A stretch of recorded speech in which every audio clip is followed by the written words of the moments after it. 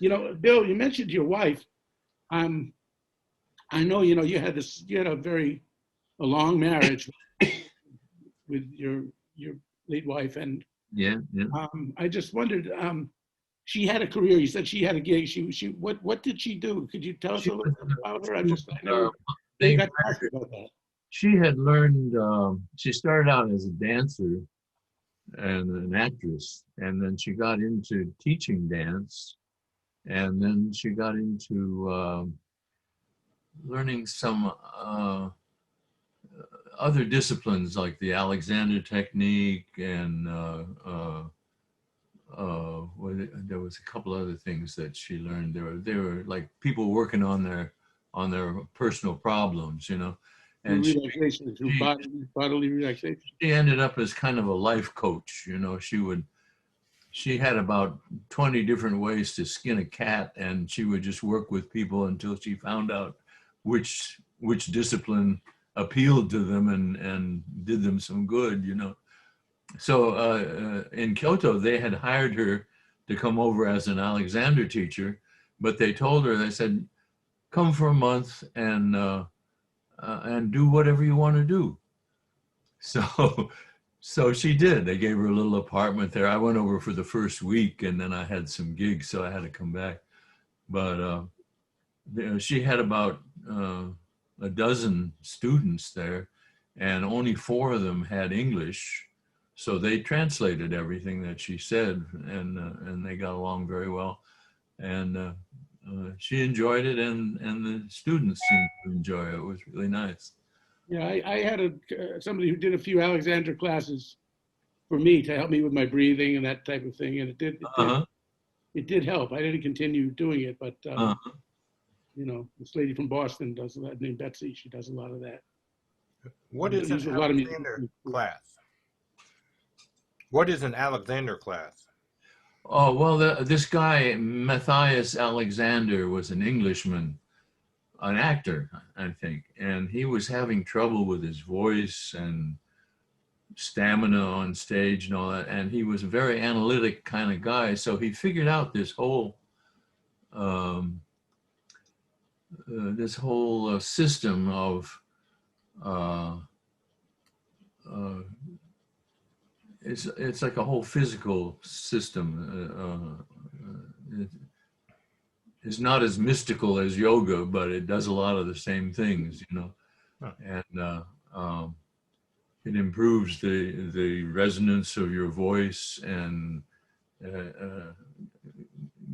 gives you a lighter physical bearing, sort of. So they work with you on the table some and get your breathing right, and then getting up and down out of a chair and finding your balance and just trying to take the cloddishness away from your bearing. That's very interesting. That reminds me of stuff my brother used to talk to me about. He was a child protege as a trumpet player and has a very high IQ. He was studying at Carnegie Mellon University with Victor Pasquarelli, and that's where I started clarinet lessons. But I Uh-huh. remember my brother used to always talk to me about the breath, the breathing, because there's so many times, I do speak somewhat through my nose, like a kind of lazy breathing. Uh-huh. And he has a very resonant voice, and he was describing how when he plays the trumpet and how he was in the Air Force bands and had a great career doing that, and that the breathing coming from the bottom, and was discussing some of the what you just talked about. Though Yeah. there was no Alexander method that I knew of at that time. But Uh-huh. that's really Well, interesting. there was another guy that she worked with named Carl Stow, who they called him Dr. Breath, and his main thing was the breathing. Mm-hmm. And he said that the diaphragm is like an automatic muscle, and he said people have said for years that you can't train that muscle, and he said it's bullshit. He said I figured out how to do it, and he started working with opera singers, and he was interested in opera himself. And he got, uh, after he would work with you for about an hour, all of a sudden your voice would come out, just naturally, much more resonant. And so he started working with people that had asthma or emphysema or whatever to see, since they had a limited lung capacity, what he could get them to improve from a debilitated state, And then he got involved with some Olympic runners, and they said, well, we go up on a mountain where the air is thin and work out there so that it improves our ability to hold air and burn it more efficiently and all that. And so he went and worked with them, and he got them, even though they were already breathing great from the athletics thing, he got them to improve. Almost all of the whole team was suddenly running farther and faster. Wow, So, that's funny. But funny, he had this whole thing about breathing analyzed and successfully figured out how to improve people's breathing. But he was so vain that he used to tan himself in those tanning machines, and he died of skin cancer. Oh no! So, go figure. Everybody got their Achilles heel, Yeah. It is a debilitating thing though when you have for the voice. My voice is, when I'm speaking, is normal, but I had a nice singing voice. I wasn't Sinatra, but I made a couple records where I sang as well, and I felt people needed to hear the lyrics, especially the younger generation never knew the lyrics to these songs. Sure. So, but I mean, lately I have I never had a great range anyway. I was not Tony Bennett, but I had, at least some range. But since I've had the emphysema, I don't really have any range anymore. Yeah. And I can see how it does debilitate the voice. I remember a comedian there's a guy in Boston named Steve Sweeney, a local comic up there. And he said, I went to acting school and I studied elocution and I learned to speak very clearly and succinctly.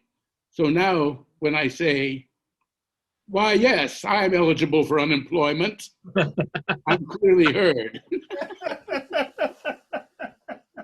That's a good one. I liked what you said about the opera singer, because it was a teacher in late high school. I met Nestor Koval. He's a very famous clarinet teacher, professor in Pittsburgh. And he described that for teaching me how to really play from the diaphragm. I literally, he called it the crap method. He said, you have to breathe like you're going to the bathroom, Marshall, like an opera singer. That's what my old singing teacher used to say. Push down and out. So he had me put books on my stomach and lift them up towards the wall and stand at the ceiling and against the wall and push out. And it changed my playing. It completely changed my playing. But it's interesting what you say, because he talked about opera singers who he's like, you got to go,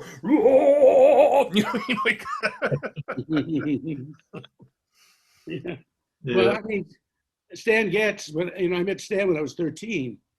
And actually had this experience where he was staying in this little motel down the street from me in Miami Beach. We were poor people in Miami Beach, which is a very strange thing to be.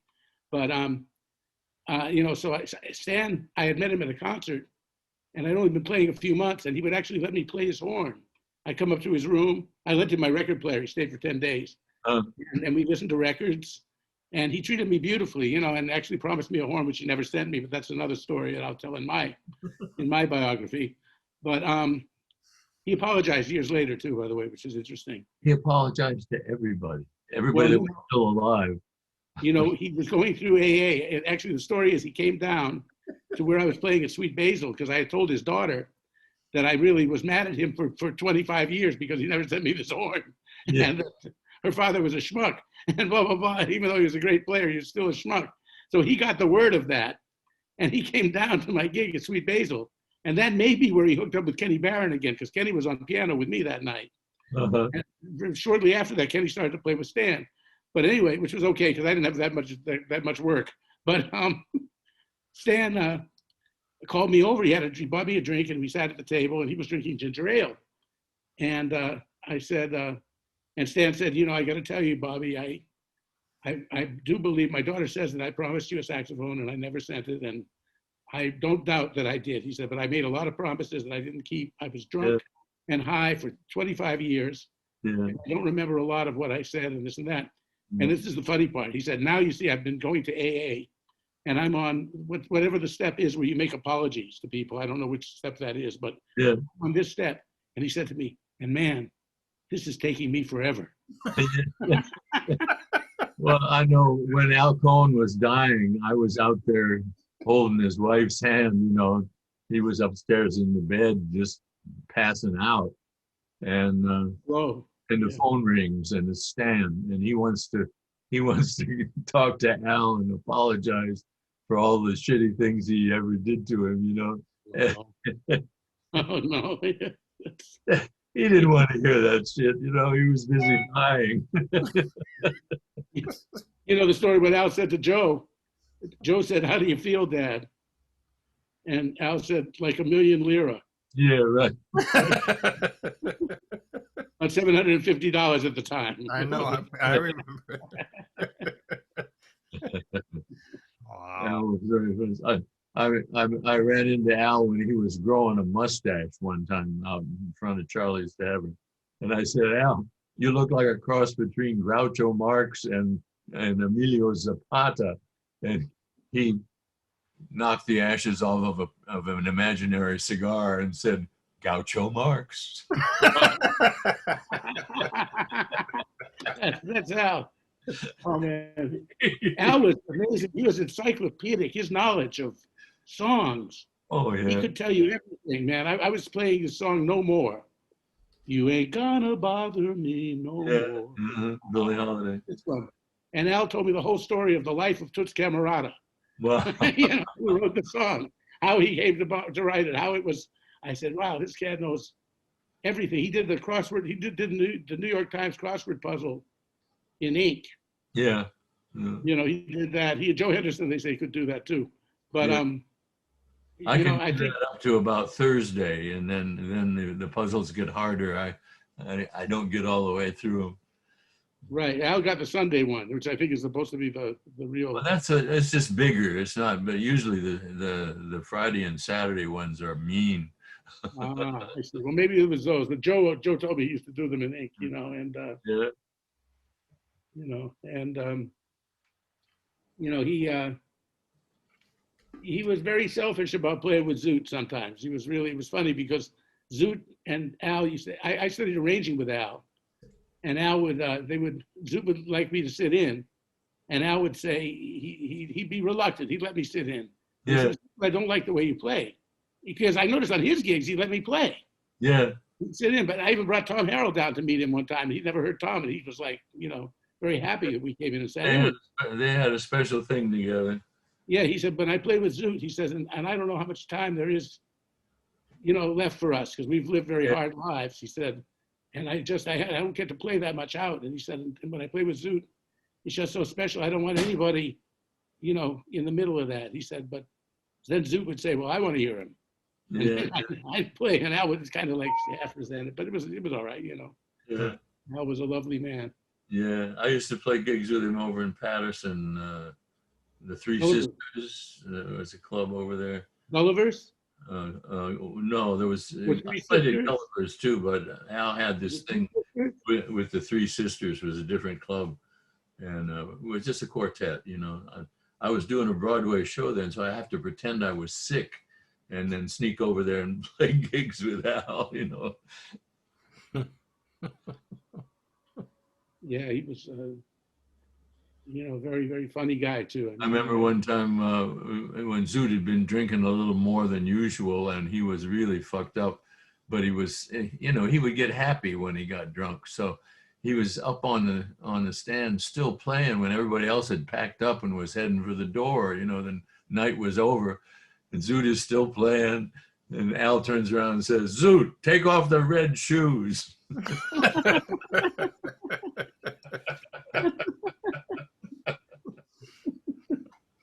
Bob, how well did you know Joe Henderson? I knew Joe pretty well. I mean, I don't think anybody knew Joe Henderson well, Joe was a kind of an island to himself. But I mean, I knew him enough that we would talk. You know, I would see him. In fact, one time he said to me, I said to him, I remember it was funny. He said, he said he had heard of me. I said, really? He said, yeah. He said, I've heard cats talk about you and this and that. I said, really? I said, well, you know, Bobby Ward says hello. Bobby Ward, the drummer, not from Baltimore. There's a drummer who just died a couple of weeks ago, who was a really wonderful drummer. He's on a couple of my records. He didn't record with many people. But Joe, he played with Joe. He played with a little bit with Sonny Rollins, a little bit with Freddie Hubbard. And then he just stayed in Boston mostly. And he said, well, if you're playing with Bobby Ward, you know, you can really play. I hear you can really play. And I said, well, you know, I thought that too, until about a half an hour ago. Because I'd heard Joe said, I said, you know, I used to think that until about half an hour ago. He says, all geniuses say things like that. And then, you know, I was working up at the Playboy Club with Walter Norris's quartet. Started out with Jerome Richardson, and then he got something else. He left, and we got Joe Farrell. And a couple of nights when Joe couldn't make it, he sent Joe in. And that was the only chance I ever got to play with him. He sure could play. Yeah, I thought that Joe Farrell also was a monster at that time too. They were. He got into a thing one night up there. We're just playing for dancers, you know, but it was jazz, you know. They wanted us to play jazz, so he got into a thing of imitating all of the tenor players. He was doing all the far out tenor players, you know. Joe Farrell? Yeah, he did a chorus like Coltrane, and then he did a chorus like who's the guy that was with Coltrane for a while when he was getting Pharoah Sanders. Pharoah Sanders? Pharoah, yeah. And 3 or 4 of those guys, he had all of their shit down. You know, he was really great. Yeah, he used to play. Well, there was a trio behind the half note. There was a club, Pookie's Pub. Yes, I remember that place. And I used to, when I was 16, that's when I first met you, and I was hanging out at the half note. I would catch whoever, you know, Roy or Zoot or Al or Ruby Braff or Clark Terry, whoever was playing at the half note, Moody. And then I'd go between sets sometimes to Pookie's. And I would do a trio. Elvin had a trio there with Joe Farrell and Jimmy Garrison. And I would sit at the back table with Roberta Garrison, I remember, and listen to that. So that was my evening. I would listen to partly just whoever was playing at the half note. And then I would slip back and go to Pookie's Pub. And one night, the Pookie's Pub was, Elvin was having a tantrum, and he was breaking chairs and tables, and he was in a bad mood. Really? That was their last night there. But I heard Joe many nights with them, you know, and Joe had a very strong roots as well, not just Coltrane, but he was a Chicago guy, you know. Oh, yeah. So he came out of, I mean, he was Ira Sullivan's protege too. He was funny, though. He would get into something and he'd just get clear out of the tune and it sounded wonderful, but I wasn't sure where he was. And then he'd turn around and look at me like he didn't know where he was either. And he'd just laugh and then go back to playing in the tune again, you know. That was funny. Yeah, well, he did, you know, I like the records that he did with Jackie Byard. He did a couple of records with Jackie Byard, live at Lenny's on the Turnpike with Richard Davis and Alan Dawson. Oh, yeah. And they really play some nice things. He plays a solo on Broadway. And definitely, he knew where he was there. You know, and there's some recording when Joe Farrell plays on rhythm changes with Pat Martino, and I don't know, I can't seem to find it anymore, but it was somewhere in the 60s, I think it was, and Joe's just burning on these rhythm changes, man. He's tearing them up. There were a lot of different, I agree, there were a lot of different facets to his playing, you know. And, he wanted to make money, you know, I mean, we made money in the studios, but he also wanted to be a commercial player, so he did that CTI stuff, you know, which was sort of more on the well, it's really it's a prequel to smooth jazz. That's right. In a way, you know, I mean, in a certain way, he sort of got into that. Yeah. One other story about Joe Henderson, though, that's interesting, is toward the end of Joe's life, about 2 or 3 years before he died, he had made these records for Verve, and he all of a sudden was having some popularity. You know, there was like a whole popularity that he didn't really have before. You know, he was known by musicians and, Right. you know, and I said, Joe says, how's your career to me? And I said, my career is, if you want to call it that, I don't think I have a career. I have a vocation.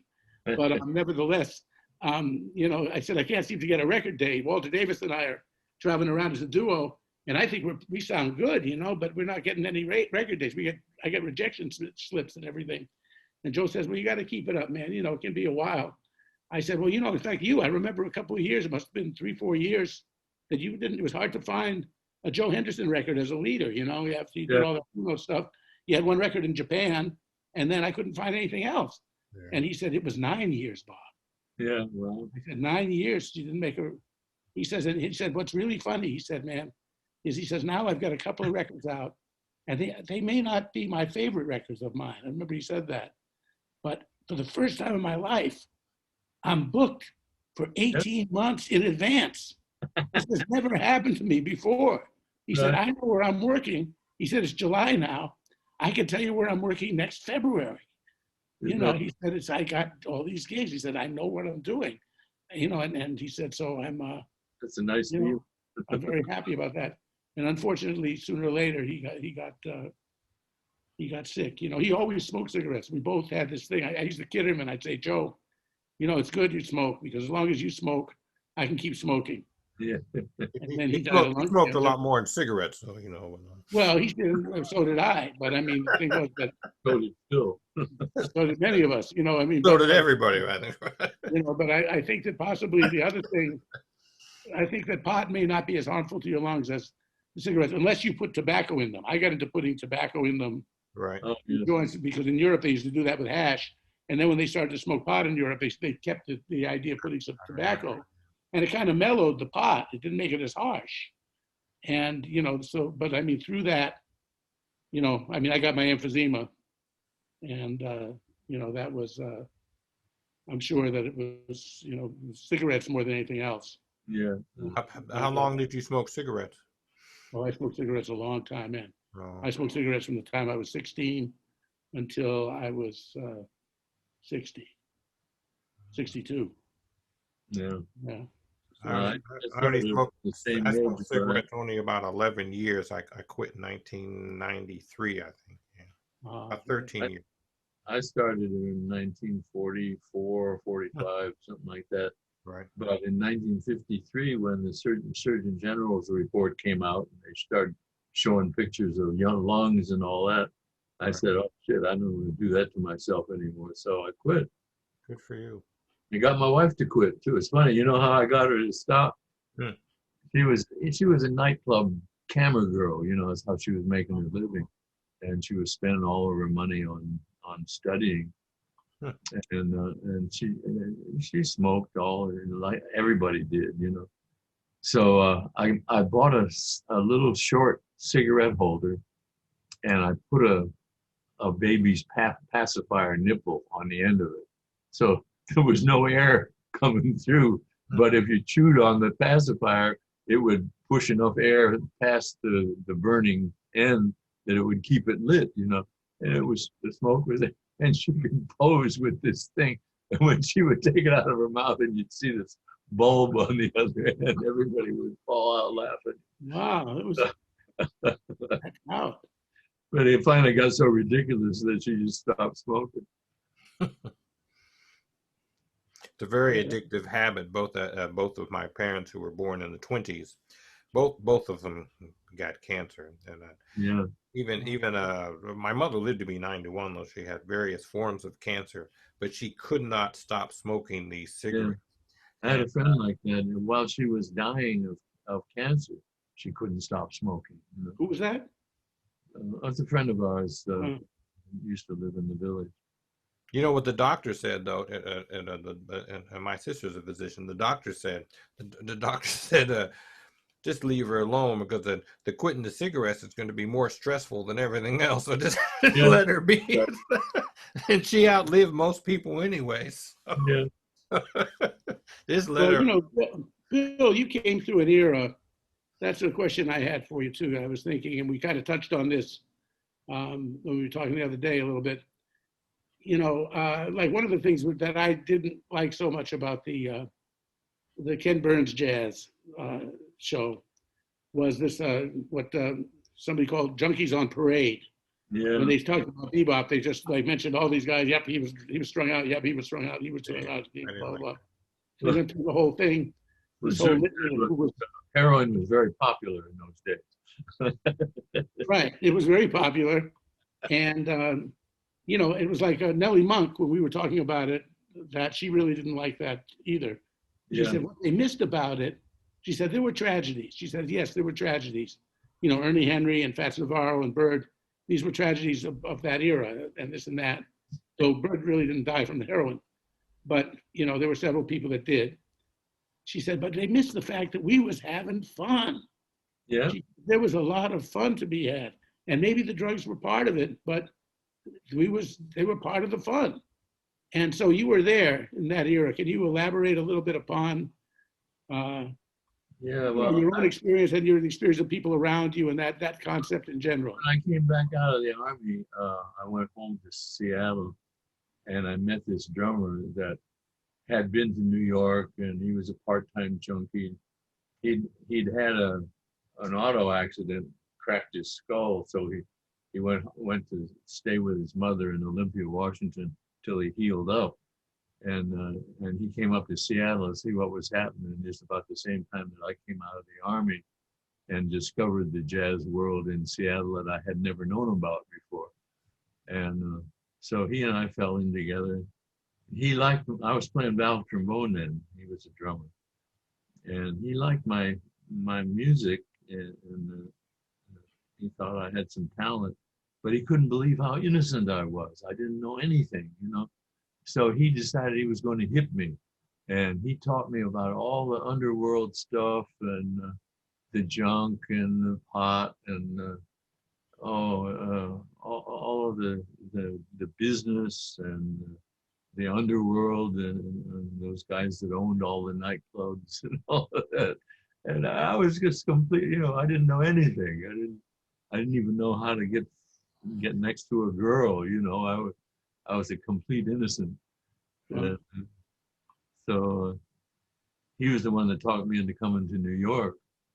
And of course, then he was like a weekend junkie. Nobody could afford to be a full-time junkie in Seattle because there wasn't that much work, and the junk was expensive, And so I had to try it, And so there was a place you could go.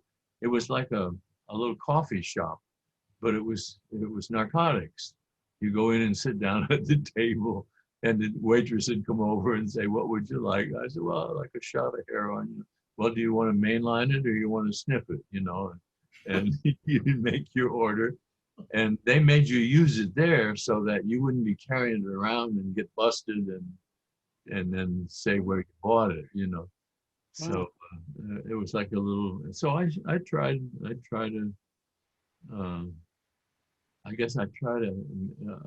I mainlined a little shot, and brave man. It hit me wrong. I felt. At first, it was like I didn't feel anything. It was like I'd been shot out of a cannon or something. And then I felt like I'd been poisoned to death.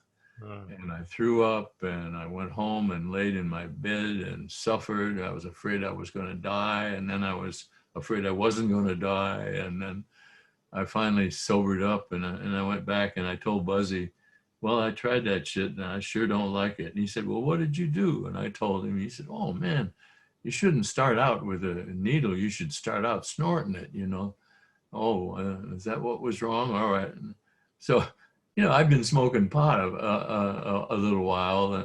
I started in the Army, but in Seattle, I found much better pot. And so I was looking for that kind of fun, Mm-hmm. And so I snorted some horse, and the same thing happened. I just felt like I'd been poisoned to death, So I said, "Well, and I told him about it, and he said, "Well, you have to get over that part." I said, "What for?" I said, "I think my body is trying to tell me something." Yeah, there's the throwing up part that is unpleasant. Yeah, so that That's was the end of it. I never even, and I didn't see. There was no. I didn't get a high. I didn't have any fun with it. It was just miserable. So I didn't have any impulse to go back and try that again. And even pot wore out on me. I'd been smoking it for, well, when I came to New York, I met this violin player in the village that was a good connection. And so I used to stay pretty high. I was living by myself and practicing and going to movies, and nobody had TV yet in those days. mm, But after a while, the funds, all that laughing and carrying on that you have when you're a beginner with pot started to wear off, and it just kind of made me tired. So, and then I started working with Stan Getz, and I knew that the narcotics guys were all looking at him. And so I decided I didn't want to go to anybody's jail, and I just got rid of my stash, and I never touched it again. Wow. And then I started having more fun learning the music, and I did fall in love, and I was high on. Everybody would say, "Oh, Bill gets high on air," yeah, I remember you being around all of these cats like drinking with hands and feet, and you weren't. No, well, I tried to learn to drink when I was in the Army, and I was never any good at it. I'd either get silly, or I'd get sick, or I'd just fall asleep. And these other guys are drinking and playing and carrying on, and I got to know all these drinkers. Al and Zoot became alcoholics in order to stop being junkies, Right. And, That was the and Brookmeyer lesser of had the a bottle evils. of leg. He could drink all night and still play wonderful. What was that trick? Remember there was some trick that Mike, the bartender, at the half note, the bar was right under the bandstand. He would hand a double shot up to Al or Zoot, and they would lean over and tip it up and swallow the whole thing at one gulp, and then just let go of the glass, and it would fall down. And Sonny or Mike would be standing there not looking up, but their hand would be in the right place to catch it. Yeah, it was an amazing trick. It was, I used to love to watch that. I'd be sitting right next to them at the bar. Yeah. Because they would give me, I was 16, but they would give me red wine spritzers because it looked like a Coca-Cola. So they let me have these little drinks at the half note. I had my veal parmigiana sandwich, but I'd have it on the plate with the bread on the side and some pasta. That was good Italian food there too, wasn't it? It was, yeah. Frank could really, and his specialty was The sausage? Or? eggplant parmesan. Oh, yes. Yeah, the eggplant parmesan and the veal parmesan. Yeah, he had to do some special thing with the eggplant all day long, getting the water out of it and salting it, and then you would be ready for.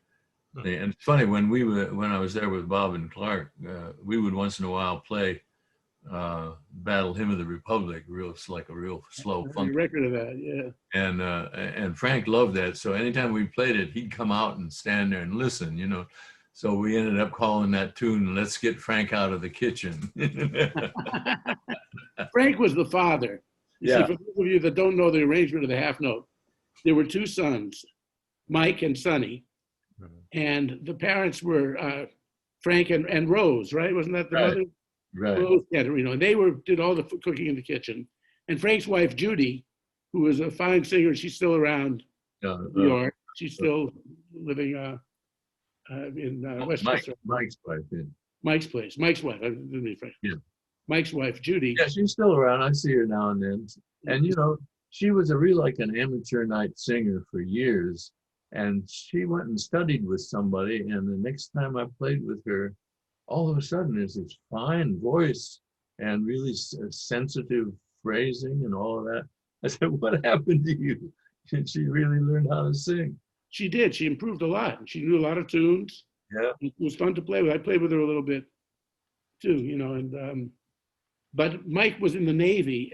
I think that's what happened, right? And he met Hannibal Adderley. Yeah, and when the brothers came out of the service, they decided they would like to have a jazz club. At that time, Frank it was just a little Italian sandwich shop there, on the corner of Spring Street and Hudson Street. Yeah, and it was only half as big as the half note that we know. You know, the bar was there, and the bandstand was in the middle of the bar, and there were tables on the other side. That had been another store that was next door, and it was vacant. I didn't know that. So they rented it, and it was one of those things. Frank had been in that neighborhood for so many years. He knew all the mob guys, and they all liked him, and some of them ate there. So when he decided to have a jazz club, he didn't end up with a mob partner like a lot of those clubs did, you know, because these guys liked him and they let him alone. But the brothers came in and they rented this place next door, and then they tore the wall down and built the bar. And then the city people come in to inspect it, and they say, well, you can't tear this wall down without a permit, you know. They had to put the wall back and get a permit and then tear it down again. No, really? That was out. But they made a great jazz club out of it. You know, they put up Christmas tree lights the first Christmas that they were in there, and they never took them down. It was just club was always decorated with Christmas tree lights. Always had Christmas tree lights, and it had the waiter that lit everybody's cigarette. Okay, Yeah, gentlemen, Al the waiter. Gentlemen, I have a question to clarify for, but there's a lot of us who are a little bit younger. I was born in 1959, and a lot of people out there probably going to watch this video have no idea what you're talking about. So could you please tell us when the Half Note opened, when it closed, why it's such an important jazz club? Well, it opened for the generation like myself who didn't get to see that part of history. Yeah, Good point, Marshall. it opened probably around the end of the 40s, you know, when the war was over and guys were coming back out of the service. So it was probably late 40s. And I came to New York in 1950 and started living in the village and discovered this place. It was only a short distance downtown from where I was living. I could walk there, but eventually I got a motor scooter. That was my transportation around town. And their thing was they would hire groups for a week or two at a time, and they knew who the drinkers liked. Alan Zoot, they liked Bob and Clark, they liked.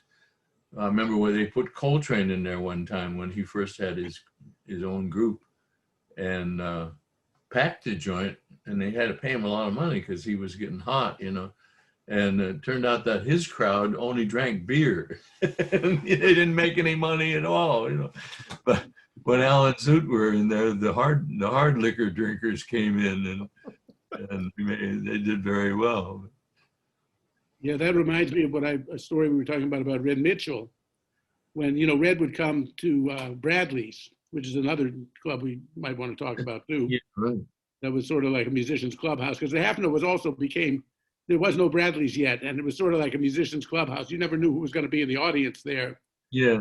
At the Half Note, you know, that was part of the beauty was to be sitting there. Like one night, you know, I was sitting there and having a conversation with a guy who kind of looked familiar, and he was very erudite about music, and he was drinking twice as much as I was. And this is when I was a little older. And it was Paul Desmond who would come to hear Lee Konitz that night, you know, and that was a typical thing. You'd see cats, Jim Hall would just come in to say hello. And sure. I was in there. Any night I wasn't working, I was in there. Well, when I first came in 1950, Birdland had just opened in December of 1949, and I got here in January 1950. So when I went down there, I didn't have hardly any money. I came here with $50 in my pocket, you know, and Bird was there with Red Rodney and Bud Powell and Curly Russell and Roy Haynes. And then the house band was Al Haig, Miles, JJ,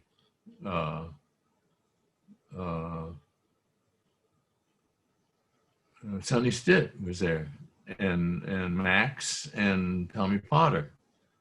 No, Curly was playing with them. Tommy Potter was playing with Bird. So they And had basically my whole wall as a kid. so that was like, Everybody on the wall, you know, almost. and you could sit in the peanut gallery for under $1, you know, and stay there all night. I go down as soon as the music started and stay there till it finished, you know. And then you'd look around and say, oh, that's Joe Jones sitting over there, or oh, there's Lester Young, or there's Ben Webster at the bar. And I thought, well, this is New York, you know. I thought it was always going to be like that. Yeah, it was like when I first walked into Jim and Andy's. Richie Kamuka brought me down to Jim and Andy's. I'd never been into Jim and Andy's. And it was like, you know, a beautiful cartoon. I mean, I couldn't believe there's one table, there's Joe Newman and Clark Terry and Joe Wilder are sitting there, you know, and another table, you've got Bud Johnson, you know, talking to Joe Jones, and, you know, it was. And then there was another one south of Charlie's Tavern. Charlie's Tavern was in the old Roseland building. And a couple of blocks farther south down Broadway, there was a place called Beefsteak Charlie's. And a lot of the guys from uptown had ended up hanging out there. That was like the black Charlie's, you know. Beefsteak Charlie's, yeah, was and then when the Metropole moved from the corner up to that place that had the long bar, and somebody else, they used to have just like a solo piano player, Dick Hyman or somebody like that. But when they moved to the new location, I don't know who started booking that place, but they had, you know, like Saul Yeagood would have a band there, and Red Allen would have a band there, and this is Beefsteak Charlie, or this was? No, Metropole. This is the Metropole. Oh, I remember the Metropole. Yeah, right on 7th Avenue, or yeah. Right on Broadway, yeah, 7th Avenue, yeah. I saw Charlie Shavers there once. Yeah, right. And there was a bar across the street, the Copper Rail, that had soul food and cheaper booze than the Metropole did. So when the musicians weren't playing at the Metropole, they'd all be across the street at the Copper Rail. And that was where I got to know an awful lot. You know, Vic Dickinson was always in there, Roy Eldridge, and all those You all guys. know when the Half Note closed, went out of business? Well, 72, 73, somewhere around there. They moved uptown. they moved up to the 54th Street, across the street from the new Condons. Right. And in order to make the move, they had to take in a partner who had some money to invest. Was that Roger, right? And the partner thought he thought the money was smarter than they were, you know. So they changed the whole format. They had a bar that was far away from the bandstand, and tables near the bandstand where you had to pay a cover charge. And all of their old customers came in and were uncomfortable in that atmosphere and never came back. And he didn't build up enough of a new clientele to make the rent. So they just went out of business, and both of them went back to being bartenders for somebody else. For other people. It was sad. It was, go ahead, Marshall. There are a lot of seminal, very important recordings at the Half Note. Could you tell some of the younger folks about some of those classic recordings you know about? Well, Wynton Kelly with Wes Montgomery is one that's very famous, right? yeah. And there's a dude now that's really nice where Phil Wood sits in. I mean, those are two that I know. Right, and I made some records there with. We didn't make them there, but it was while we were working there with Bob and Clark, and Roger Kellaway and Dave Bailey and me. That Tonight record is wonderful. Yeah. That version some time ago used to make me cry. I bought that record when I was 13. Yeah. And just the way those horns blend. We used to do radio programs in there, like one night a week. And some of those radio broadcasts got put out as records. There was one, it was Bob and Clark, except Clark was sick, so Zoot came in and played with Bob, and we did. Now tell us, Bob and Clark. You know who they are, but please. Bob Brookmeyer and Clark Terry. Right. There's a lot of young folks have no idea who you talk about, man. Yeah. Well, actually, at some point, I'm going to ask Bill about the personalities of these guys because they were very unique and different personalities. I just wanted to add one thing about the Half Note while we were just on this subject of it closing. I don't know if you ever read the book, The Peter Principle, by a guy named Lawrence Peter. And the idea is that everyone, not everyone, but people can reach their own level of incompetence. In other words, like for instance, if you have somebody who's a very good assembly man at a plant, he can put parts together for a machine better than anybody. But then they make him a foreman, Yeah. and he's a terrible foreman. Right. So this. So here you had the half note. To me, this was like a real typical example of this Peter principle. Unfortunately, the half note's got a 350 minimum, man, which was like about $15 to $20 in those days, and you could eat it or drink it. So no cover. This is when it was downtown. You walk in and for $3.50, you can have a glass of wine and a veal parmesan sandwich or eggplant parmesan sandwich. Yeah. And stay all night. They're not going to bug you to drink more. You know, if you want to drink more, you can. They had a lot of drinkers in there, so it's no problem. Sure. But the average person could walk in, no cover, and for $3.50, you could hear Clark Terry and Bob Brookmeyer. You could hear Sonny Rollins. You could hear, all these people that were there. Wonderful Zoot, all these cats. Yeah. So then they decide they're going to go uptown, and I knew they were making a mistake because Mike was talking about it, and he was saying, "We're going to make a move. We're going to be bigger. We're going to have a TV show coming out of the half note." Yeah. Talk about that. We're going to make a television show from live from the half note. And I'm seeing, and I was only like about 20, and my mind is going, "Oh no, this is the kiss of death. They shouldn't do this." Yeah. My intuition said they don't do it, but they did it. And next thing you knew, they were uptown, and there was a $10 minimum, $10 cover. Cover, yeah. Yeah, because I went down. I had to. I ended up cover at the bar, but the bar was way the hell away from the bandstand. Yeah, the bar was like in New Jersey. Used to sitting right in front of the music. Right. Yeah, and I played duets there actually, the new half note with Attila Zoller. Uh-huh. They hired Attila to play solo guitar between the acts that were there were like Dizzy and Sonny Rollins and this and that. And Attila said he would give me $15 a night to come in and play duets with him because he was so lonely. Can you come in and play duets with me? Because man, I'm sitting there by myself, and then all these cats are coming up and playing, and I'm feeling like, I feel weird. So I did that, and I did it I could hear all these people. I like to play with Attila too, but the thing was because one night I went to hear Sonny Rollins, and they charged me $10 to get in. Yeah. And I was like a part of the furniture in the other old half note. Yeah. Like, you guys are going to charge me? I didn't complain. They said, "Bobby, the rent. We got to pay the rent here. It's a big, we got a big nut here, and if you want to sit at a table," because I didn't want to sit at a bar. I like to sit when Rollins was there. I like to sit near him. Huh. And so I paid my last $10. A very funny thing that night. It was very funny. I paid my last $10, and Sonny was walking around, and he was playing, and he was not having, to him, a good night. He was stopping playing. He was looking up and going, "Oh, really? Uh-huh." And getting back, and he didn't seem happy with himself.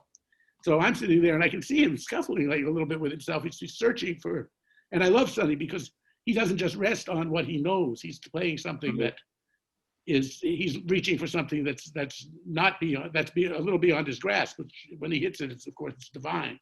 So this night, though, he was grasping, and he wasn't catching it. So then he walks over to my table, and I guess I looked a little bit like I'm thinking, "Gee, I spent my last $10, and Sonny's not really having a great night tonight." But anyway, it's interesting. I'm thinking my thoughts while Sonny's groping and playing, and he goes right to my table and plays my ear this most amazing phrase while he's playing a solo by himself. The rhythm section is not playing. And he takes the horn out of his mouth and says, "Is something the matter?" and goes back playing. "Is something the matter?" That's funny. I did a gig one time with Jimmy Lyon and Joe Puma and me. Must have been a drummer too. It was a club on the east side that in the summertime would Jimmy have. Lyon, the saxophone player that later played with Cecil, or Jimmy? No, a piano player. Oh, Jimmy Lyon. Okay. Yeah.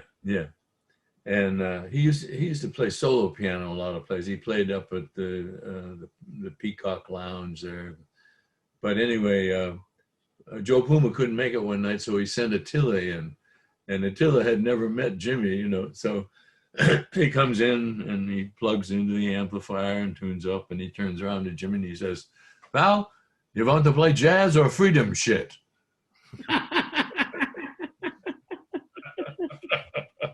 Yeah. Fortunately, we wanted to play jazz, so it was all right.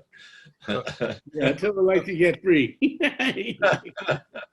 so it seems to me, and this is something I was talking about with Bob Mincer. Bob has been a great mentor for me, and I met him years ago, and the jazz clubs were, as you could say, almost the colleges of today. That's where the hang was. The Yeah, hang is one of the yeah, most important parts of the jazz experience. But the jazz club served, as you said, as a school, an education where you meet your professors, where you learn the music, where you might even acquire some work. The importance of the jazz clubs can't be underestimated for what happened in America. Now, yeah. all of us have traveled worldwide, and I got to travel, the blessedly with a whole bunch of bands around the world for a long time, and I learned from different cultures. This American experience is uniquely American. What happened here in 20s, 30s, 40s, 50s, 60s. So I wanted to share with people not just our memories, your memories of the jazz club, but how you think the jazz club changed the music and the world. You can go any place, and I've been every place I've been in the world: South Africa, Tunisia, Japan, China, and I will eventually hear a Charlie Parker lick. That is deep. You know what I'm saying? If I stay for an hour, I'm going to hear a Charlie Parker lick. Please tell us about how you feel about these experiences changed the whole world and the jazz clubs. Well, when I got here, I thought I missed it because all of the clubs on 52nd Street, on that one block, where it had been one club after the other during the war, they had all except Jimmy Ryan's, had become either a Chinese restaurant or a strip joint. And so I thought, oh man, I missed out on the whole jazz scene, But Birdland had just opened. Uh, the Royal Roost was just closing. I saw that when I was in the Army. I came up here on a 3-day pass and got to hear Dizzy's big band at the Royal Roost, and with Chano. And Channel and then, Pozo, for those of you who don't know that. yeah, Chano Pozo. And well, during the time that I was living in the village, let's see, the Cafe Bohemia opened up just off 7th Avenue. It was 2 blocks from my apartment.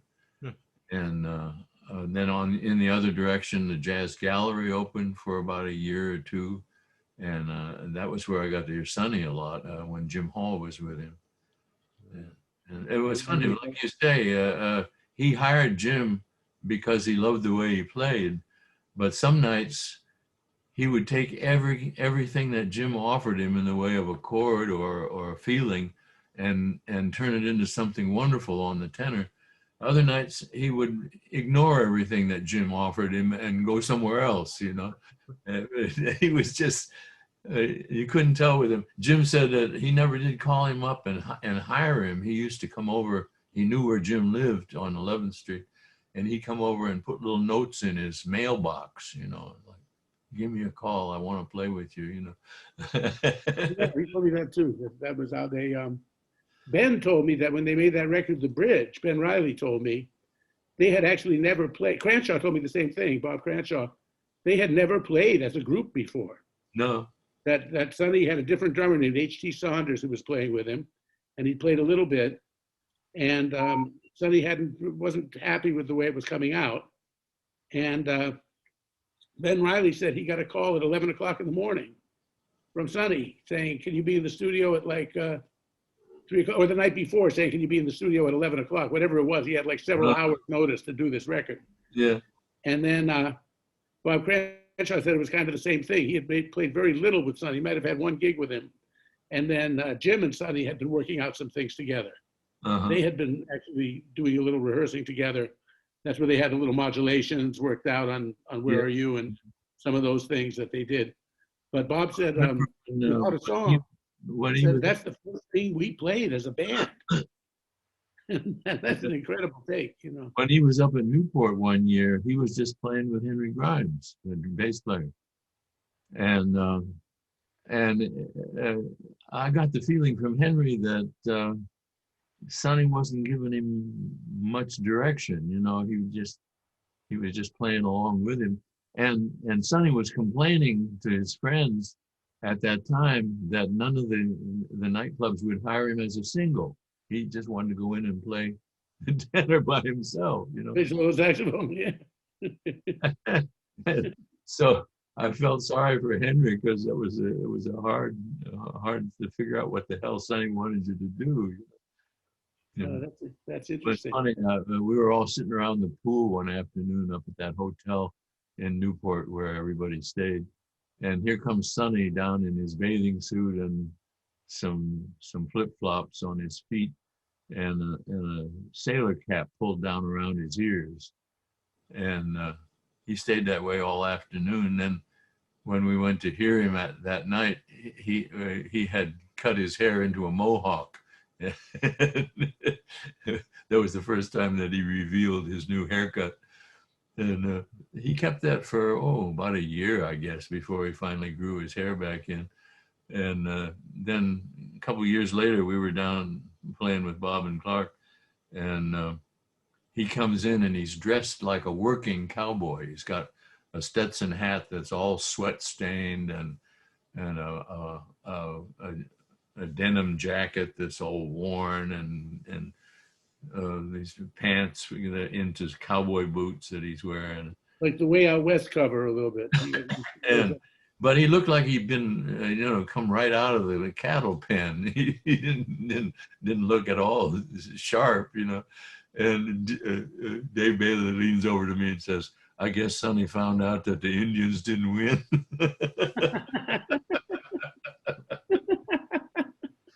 I love that one. I got one other question for the both of you, and I'll start with you, Bob. A lot of people that I've met don't understand the amount of hard work and practice and education and knowledge it takes to spontaneously compose music. I don't really like to use the word improvise, because in a sense I learned from my father that Mozart was a great improviser, if you will. Beethoven, most of the classical players could really spontaneously compose music. Could you talk about that education? I have to go answer this a minute, and I'll be right back. All right. Yeah, well, I always felt like the guys that were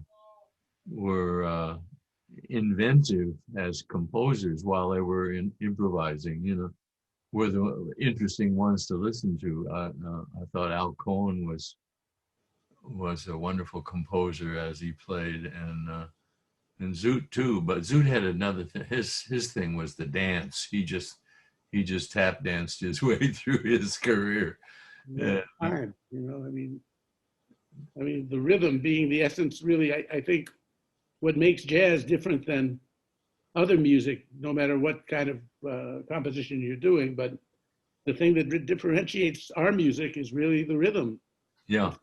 Of rhythm and the dance. I mean, though dances were always, Mozart wrote for dances too, although, what's the word in classical music, for ballet. Yeah, no, there was a certain type of piece that was a dance. Oh, I see what you mean. Yeah, they named not just a minuet, but it was a certain name, like anyway, it was that meant it was a dance. Yeah. Well, even Bach stuff, the names of the tunes, are dance. Yeah, I think there's that, and I think partly what's hurting the younger generation now, I call the conservatory players, is that they've never really played for dancing. I mean, I think that even when you played a club date, which for squares, the idea if you play you do do do do dee dee da da da da ba da da ba ba ba da, and the rhythm section is playing it too, with that corny kind of 2-beat kind of feeling, but nevertheless, you've got to swing enough to make the people want to dance. Yeah. And hopefully once they're dancing, to make them want to go home and make love. So this is our job, I think, I know when I was playing a club date, just for dancing, it was a private party up in one of the hotel penthouses. And the band was Bernie Layton and Al Cohn and Joe Wilder and me. And who was the drummer? Maybe Ronnie Bedford. Anyway, we were playing for dancing, but we were swinging, and all of a sudden, here comes Elliot Lawrence and his wife dancing. And they dance over to the bandstand and they say, boy, the band really sounds wonderful. I was playing in 4, and they said, it's so easy to dance to this music. I said, that music that all the club date bands play, that's like that sprightly 2/4 is a frozen version of the jazz that was being played in the 20s. And it just got stuck there, but I said, that whole generation has died off now. I think we can go into 4. It's not time to go into 4. Yeah, I mean, yeah, that's true. Well, but now we've really, really grown up with a type of dancing that isn't really. It's been 50 years almost that people haven't really touched. Yeah, dancing wise, so we don't have the feeling of playing for the dance. I think that affects it. I think that all this hard work stuff. Marshall isn't here right now, but the thing is, when I think about hard work and this kind of thing, I think Barry Harris put it very well one day when he said, he was talking about how Wynton always says it's hard work. It's very hard work to play this music. It's hard work. And well, you got to put in some time. yeah. The main thing is also fun. If it's not fun, I mean, none of us would be doing it because musicians are not that industrious, and it's not our type of personalities, most of us, to want to like go dig ditches in the mine. I mean, go down in the mine and dig, and work. It has to be love and fun that motivates you. Yeah. And as I was telling you yesterday when we were talking on the phone a little bit, Bill, when Walter Davis and I would play, much like a lot of cats of your generation and everything, there were little private jokes among, like I remember Walter Bishop one night, I was with a married woman I brought into the club, and I quoted the one I love belongs to somebody else. And so we got off the bandstand, and Walter Bishop says to me, Bish says, so who do she belong to? And, Yeah. I quoted that once or twice. And when Jerry Mulligan had his big band, Clark, and he had a tune that Art Farmer wrote called Blueport. That the swing tunes on that band, they would open them up. Like we didn't go on to the next written section until Jerry was ready to go. So. He would like maybe making up riffs behind somebody's chorus or something like that.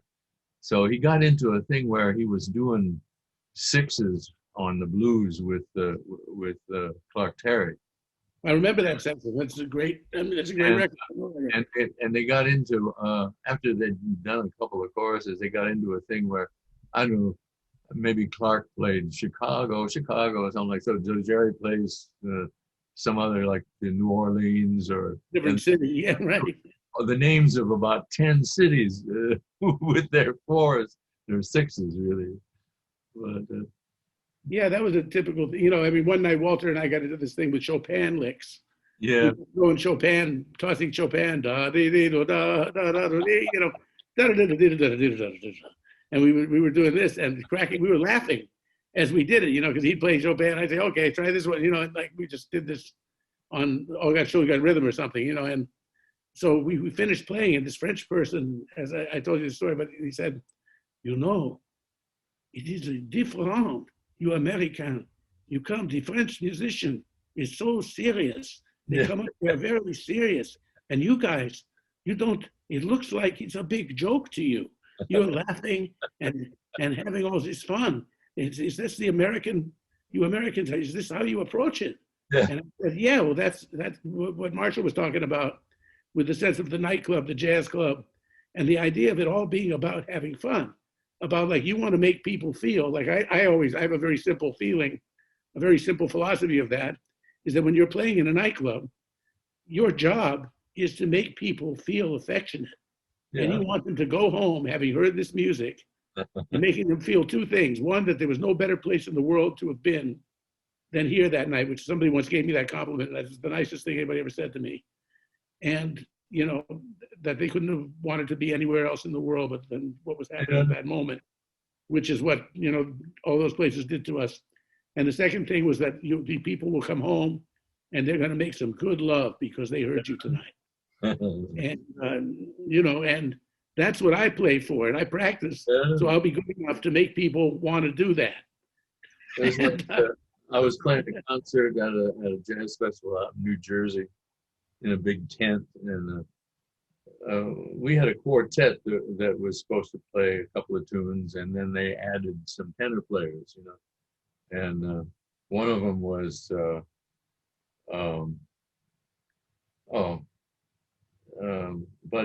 Buddy Tate.